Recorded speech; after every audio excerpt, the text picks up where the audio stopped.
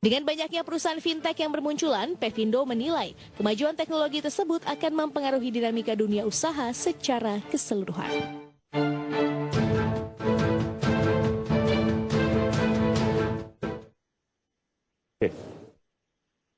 Dan untuk membahas mengenai prospek serta peluang industri fintech atau techfin di Indonesia, saya sudah bersama dengan dua orang analis Financial Institution Rating Division dari Pevindo. Ada Pak Danandito dan Pak Kresna Dwinanta Arman. Apa kabar Bapak-Bapak?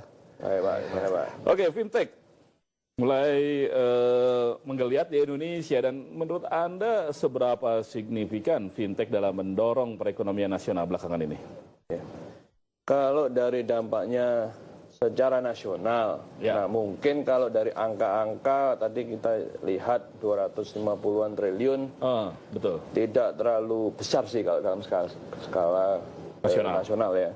Tapi memang pertumbuhannya ini cukup pesat dalam 2 tahun ini, dan memang potensinya dia akan sangat mempengaruhi behavior masyarakat ya dalam melakukan transaksi.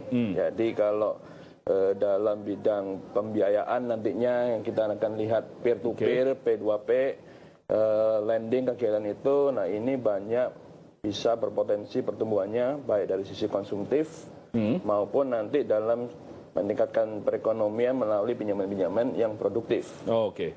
Jadi dia belum secara signifikan tampak mempengaruhi ekonomi nasional karena nilainya masih 250 triliun meskipun itu sudah tumbuh cukup pesat. Betul sekali. Dalam 2 tahun terakhir. Ya. Saya ingin ke Pak Kresna. Kalau begitu apa yang bisa kita definisikan untuk fintech sebetulnya? Karena orang kadang-kadang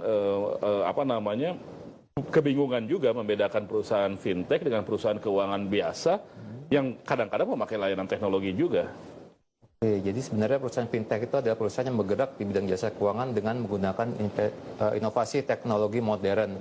Itu bedanya juga ada beberapa perusahaan-perusahaan konvensional yang memakai juga IT. Iya. Namun kalau fintech itu emang dari awalnya bisnis model itu sudah berlandaskan IT itu sebagai core-nya gitu. Jadi makanya rata-rata itu untuk yang fintech ini kebanyakan startup karena mereka emang bisnis model itu emang dibuat dari IT dulu, baru kira-kira bisnis model itu apa yang bisa dikembangkan. Apa kelebihan dan kekurangan fintech dibanding perusahaan finansial konvensional? Kalau kelebihan fintech sebenarnya itu mereka lebih berbasis masa depan ya. Jadi ya kan memang karena di sini menang populasi ya, 261 juta penduduk di Indonesia. Sementara penetrasi IT-nya sekarang udah 140 juta ya. Dan juga social media user itu yang aktif 130 juta. Itu mungkin juga ada akun-akun yang double apa triple ya, satu orang ya. Tapi lihat ke depannya ini memang dari segi teknologi penetrasinya sudah semakin tinggi. Jadi sebenarnya apa yang dilakukan fintech sekarang itu adalah untuk menangkap potensi pasar ke depannya. Itu kelebihannya? Itu kelebihannya. Dan juga dari sisi operasional mereka kalau udah mulai berjalan, operating cost-nya juga lebih rendah ya. Tapi lebih efisien. Namun di satu sisi lain adalah investmentnya itu juga cukup tinggi. Jadi ini adalah industri yang capital intensif ya.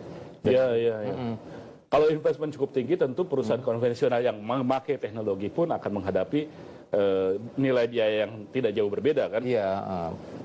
Kalau dari sisi perbankan ya, kalau kami lihat memang perbankan itu dari sisi pendanaan jauh lebih besar. Dan juga mereka itu rata-rata kan emang core banking sistemnya itu tidak bisa seadaptif fintech kan.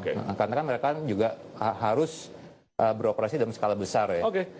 Tapi mungkin ada juga kekurangan fintech dibanding yang konvensional. Jelas. Kita akan bahas di segmen berikut. Kami akan segera kembali usai pariwara, tetap di Market Now, sesi Top Stock.